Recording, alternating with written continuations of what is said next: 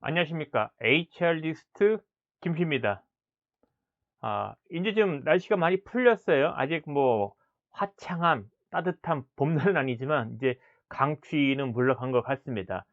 요즘 핫한 것이 있어서 여러분에게 그 핫한 것에 대한 저의 생각을 이야기 나누고자 합니다. 뭐가 핫하냐고요?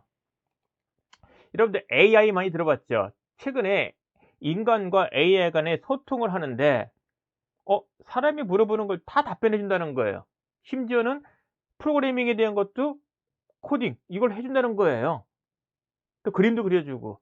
그래서 조금 요즘에 핫한 것이 바로 오픈 AI라는 회사에서 만든 챗 GPT입니다. 아주 핫해요. 그래서 구글 그러면 마이크로소프트사 난리 났습니다 지금 이것 때문에. 뭐 네이버도 그러겠죠. 자, 챗 GPT가 요즘 핫한 대표적인 AI 그 프로그램인데 한마디로 얘기하면 기계와 사람이 이야기를 나눈다는 거예요. 근데 이야기를 나누는데 상당히 자세한 내용을 알려준다. 심지어는 글도 써준다. 글을 제시하면 요약도 해준다. 프로그래밍 언어를 이제 쓰면은 그것도 조정해 준다. 만들어 주거나 틀린 거 고쳐준다. 번역해 준다. 등등등. 그러니까 이제 핫합니다. 그래서 저도 HRD 담당자 입장 그리고 저같이 강연 저술하는 사람 입장에서 이걸 한번 써 봤어요. 그래서 만능은 아닐 거라는 생각이 들어요. 그러면 우리가 하고 있는 일 HR 담당자나 그다음에 그 저술이나 강연하는 사람 입장에서 '과연 이게 큰 도움 될까?'라는 관점에서 좀 써 봤는데요. 그 소감을 여러분에게 공유하고자 합니다. 일단 여기 그 인터넷 보시면은 주소가 나오죠. http 이걸로 가시면 오 openai.com 이렇게 돼 있습니다. 자, 일로 가면 요게 떠요. 물론 회원가입은 해야 됩니다. 무료 버전도 있고 유료 버전이 있어요. 보니까 이제 유료는 월 20,000원 내게 돼 있더라고요. 더 궁금한 거 알고 싶으면 빨리 더 많은 거 알고 싶으면 돈 내야 월 20,000원. 공짜도 있고요. 자, 이거를 이제 그 클릭하시면 이렇게 넘어가는데 여기 그 깜빡깜빡거리는 곳에다가 질문을 하면은 이제 답을 해 줘요. 타이핑을 통해서 이제 주고받는 겁니다. 그래서 제가 HL 담당자 입장에서 한번 풀어 봤어요.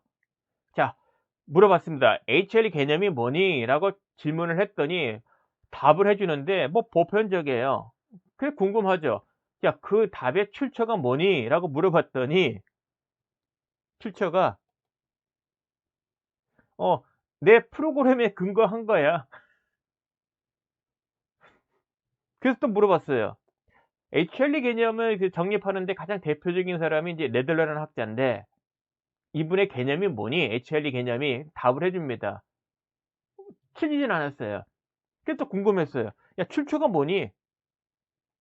보통 HR 담당자가 품위에서 기획서 프로그램을 할 때 의사결정 받을 때 항상 그 제시하는 내용에 대해서 출처 근거를 제시하게 돼 있거든요. 강연하는 사람이든 저술하는 사람이든 마찬가지입니다. 뭔가 주장주의할 때 그 내용에 대한 뭐 데이터도 마찬가지예요. 출처 근거가 있어야 되거든요. 그 A한테 물어봤더니 출처는 이 사람에 관련되는 전문가들이 어떤 책 글들을 통해서 말해 줬다 이거예요. 또 물어봤죠. "HL의 직무가 뭐니?" 라고 물어봤더니 답을 해 줘요. 뭐 보편적이에요. 그리고 그것에 대해서 "필요한 능력이 있다면 그게 뭘까?"라고 물어봤어요. 보니까 답을 해 주는데 보편적입니다. 단 이 AI는 영어로 된 언어권의 자료들을 너무 많다 보니까 영어 중심이에요. 그러니까 한국의 상황과 약간 벗어날 수 있는데 대표적인 게 여기 예시에 보면 3 번 필요한 능력 중에 리더십 능력 부분은 사실 잘 내세우진 않죠, 한국에서는. 그러니까 요런 차이점은 아무래도 영어 기반한 데이터를 근거로 해서 나온 것이 아닌가 생각이 듭니다. "그 근거가 뭐냐?"라고 또 물어봤어요. 그래서 답이 이렇습니다. "일반적인 전문가 의견이다." 끝. "궁금하면 저술, 학술 자료 찾아봐라."라고 얘기를 해요. 이거 좀 당혹스럽죠? 그거를 하기 싫어서 물어보는 것 같은데. 자, HRD 담당자의 직무에는 필요한 능력에는 뭐 직무이자 필요 능력 부분에 보면은 6번 "조직 문화 이해 부분이 있다."라고 얘기해요. 그 물어봤죠. 그럼 조직 문화 이해를 높이기 위해서 HRD 담당자가 해야 할 일은 뭐니? 라고 물어봤어요. 뭐 답을 해 줍니다. 뭐 보편적이에요. 그러면 예시 한번 들어주렴. 조직 문화 활성화 프로그램 개발의 사례를 알려줘. 그랬더니 제시를 해 주는데 다양한 프로그램의 유형들 그런 부분에서 제시를 하더라고요 처음에는. 더 꼬치꼬치 물으니까 또 하나 좀 보여줍니다. 이런 것들이 있대. 이 안에 보면은 눈에 들어온 거는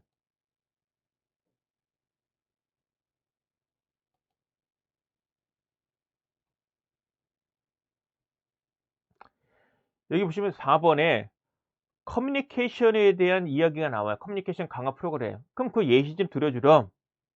그랬더니 커뮤니케이션의 활성화를 위한 프로그램의 예시를 들어 줍니다. 보편적이에요. 그래서 지금 공통적으로 보면은 제시해 주는 게 질문하는 사람이 질문하는 내용에 대해서 초짜 비기너 입장이라면 진짜 망망대해서 무엇을 먼저 접근해야 될지 막막한 입장에서는 그 도움되는 자료가 제시는 돼요. 그 프로그램 활성화 프로그램의 커뮤니케이션 활성화 프로그램에 대한 거 제시했는데 이번 4번 정기적인 직원 설문 이야기가 있어요. 설문조사 이야기가. 그것도 물어봤죠. 정기적인 직원 설문조사 예시를 알려주렴. 했더니 제시를 해 주는데 설문조사의 여러 가지 유형들 이걸 제시합니다 처음에는. 또 물어봤죠. 좀 더 이제 자세하게 상세하게 요청을 하니까 이렇게 나옵니다. 설문조사에 대한 방법에 대한 이야기가 나오고 지금 보시는 것이 인제 아까 얘기한 그 유형 중에 하나가 되겠죠. 그래서 직원 설문조사에 대한 문항을 알려 달라고 그랬어요. 뭐 틀리진 않았습니다. 뭐 이런 유형도 보여주더라고요, 예시를. 근데 입맛에 맞는 건 사실 아니죠. 이게 쪼금 더 따져 보니까 뭐 많이 쓰는 항목들은 돼요. 근데 원하는 거는 보기 예시가 있는 그런 설문조사를 원한 거거든요, 물어봤을 때는. 그래서 지금 제시한 것에 대한 출처 좀 얘기해 주렴 그랬더니 또 답이 없어요. "너가 찾아봐라." 뭐 이런 겁니다. 그래서 퀸의 경쟁 가치 모형이 조직 문화 할 때 많이 쓰는 설문조사 중에 하나이기 때문에 물어봤어요. 퀸의 경쟁 가치 모형에 근거한 조직 문화 진단조사 설문 문항을 알려주렴. 그래서 제시를 해 주는데 카테고리 큰 것에 대한 부분이에요. 사실 입맛에 맞지는 않죠. 그랬더니 영문 자료긴 한데 이게 퀸의 경쟁 가치 모형의 보편적인 카테고리에 대한 부분이에요. 그 대표적인 항목을 제시한 것 같아요. 영어니까 어떻게 해요? 번역해 달라 그랬죠. 그 번역을 해 주네요. 근데 이걸로는 설문조사 쓰기엔 좀 아쉬워. 그 요청을 했죠. 조직 문화 진단 설문조사 샘플을 만들어 줘. 근데 지금까지 AI와 이야기하면서 HRD 담당자의 역할, 능력, 필요한 능력, 거기에 따른 이제 설문조사, 그 설문조사에 대한 Q&A 모델 등등을 물어봤어요. 이게 쟤와 이제 대화를 나누면서 어느 정도 이 사람이 나에 대해서 뭐가 관심 있는지를 이제 알았기 때문에 조금 더 퀸의 경쟁 가치 모형에 근거한 진단 조사를 예시해 줄 줄 알았습니다. 그래서 그런 관점에서 이제 문항을 기대했는데 좀 아쉽더라고요. 근데 쪼금 낮았어요. 이렇게 쪼금 더 요구하니까 이와 같은 질문이 나옵니다. 이건 제가 원했던 유형에 가깝죠. 그래서 원하는 것에 대한 샘플을 꼬치꼬치 물으면 그래도 제시는 해 주는구나. 문제는 출처를 또 물어보면 출처가 안 나와요. 그래서 물어봤죠. 조직 문화가 뛰어난 회사를 소개해 주렴. 근데 한국 기업, 외국 기업을 예시해 줍니다. 요게 끝이에요. 그다음에 안 좋은 조직 문화가 안 좋은 데 좀 예시 들어 주렴 그랬더니 그건 또 예시를 안 해 줘요. 자 그럼 조직 문화가 뛰어난 한국 기업의 공통점을 알려 주렴 그랬더니 예시를 해 줍니다. 특징들을 알려 줘요. 뭐 제법 그럴듯합니다. 그럼 요거 근거가 뭐니?"라고 물어보면은 없어요. 자 요게 한계예요.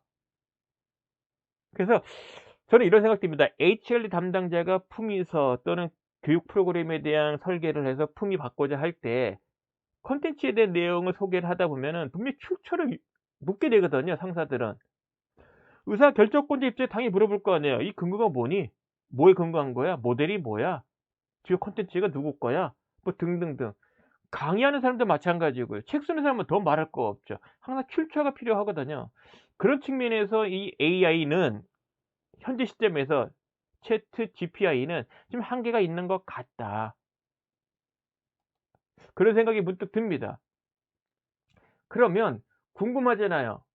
구글은 어떨지. 그 구글을 좀 비교해 봤죠. 대놓고 물어봤어요. 퀸의 경쟁 가치 모형을 알려주렴. 이렇게 하면은 약 17,000 개 정보가 떠요.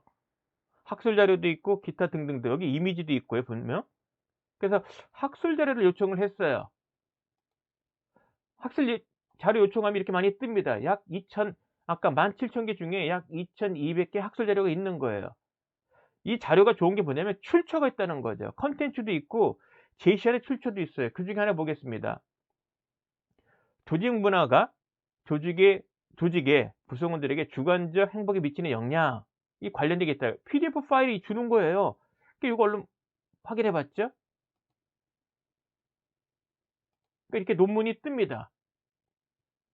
논문이 떠요. 다운로드도 받을 수가 있어요. 다운로드를 받습니다. 그럼 내가 궁금해하는 컨텐츠를 소개해 줘요. 출처가 명확하죠. 읽어보니까 도움되네? 그럼 이거 쓰는 거죠, 나의 컨텐츠로. 구글은 이런 장점이 있어요. 내가 원하는 자료를 방대하게 소개해 주지만 한편으로는 자료를 찾는 사람 입장에서 뭐 이미지든 그냥 뭐 가벼운 거든 또는 그 학술 자료든 아니면 책이든 출처가 다양한 출처별로 다양한 걸 제시를 하는데 궁극적으로는 자료를 제시해 주고 출처가 명확한 것을 알려준다. 그러니까 출처가 명확한 자료를 제시한다는 게 구글의 장점으로 저는 생각하고 있습니다. 또 그렇게 느끼고 있고요. 그래서 오늘 여러분에게 말씀드리고 싶은 거는 지금 최근에 핫해요. 뭐가? 인공지능이. 그중에서도 챗GPT가 이게 일시적인 유행일까 아니면 대세로 자리 잡을까? 그리고 이의 프로그램의 한계는 과연 어디까지일까? 근데 아직까지는 출처를 명확하게 얘기 안 해 줍니다. 한글 된 자료를 영어로 하거나 또 영어를 한글로 번역해 주거나 이런 건 잘해요. 프로그램도 언어도 짜 준다고 합니다. 뭐에 대한 주제에 글도 써 줘. 그럼 글도 써 준대요. 근데 글을 쓴다고 가정을 해 볼게요. 글을 썼어요. 질문을 합니다. "이 자료의 출처가 뭐죠? 요 부분에 대한 건 뭐에 대한 건가요?" 명확하게 답을 할 수가 없어요. 출처를 내가 인용을 안 했으니까. 이런 단점이 있어요. 구글을 통해서 정보를 콘텐츠를 확보를 해서 그걸 토대로 해서 글을 썼다면 글을 썼을 때 출처를 밝힐 수 있는 거고 뭐 "출처가 뭡니까?"라고 문의할 때는 출처를 답할 수 있는 거죠. 왜? 근거가 있으니까. 근데 챗은 그게 단점이에요. 출처가 없다는 거. 그래서 HR 담당자 입장, 강의하는 사람, 저술자 입장에서는 좀 한계가 아직까지는 있는 것 같다. 만약에 구글처럼 출처까지 명확하게 해 준다면은 지금 제가 소개한 자료는 어떠어떤 논문 또는 어떠어떤 책에서 참고했습니다. 이런 출처를 밝힌다면은 끝내줄 것 같아요. 자, 지금 핫합니다. 인공지능. 그래서 일자리를 우리 놓치는 거 아니냐 하는 사람들도 있어요. 그리고 그와 같은 다양한 그 핫한 관점에서 다양한 사람들이 유튜버나 또는 뭐 블로그 또는 페이스북에 글을 쓰고 있습니다. 저도 거기에 숟가락 하나 얹은 거고요. 제 입장에서 HR 담당자 입장, 강의하는 사람, 저술가 입장에서 챗 GPT의 한계점 솔직하게 여러분에게 좀 보여드렸고요. 저는 그런 측면에서 아직까지는 구글이 조금 더 앞선 거 아니냐라고 생각은 듭니다. 물론 프로그램 언어 작성하는 거는 뭐 이 인공지능이 좀 좋은 것 같고요. 자, 오늘 동영상은 여기까지입니다. 유익했으면 좋겠네요. 자, 고맙습니다.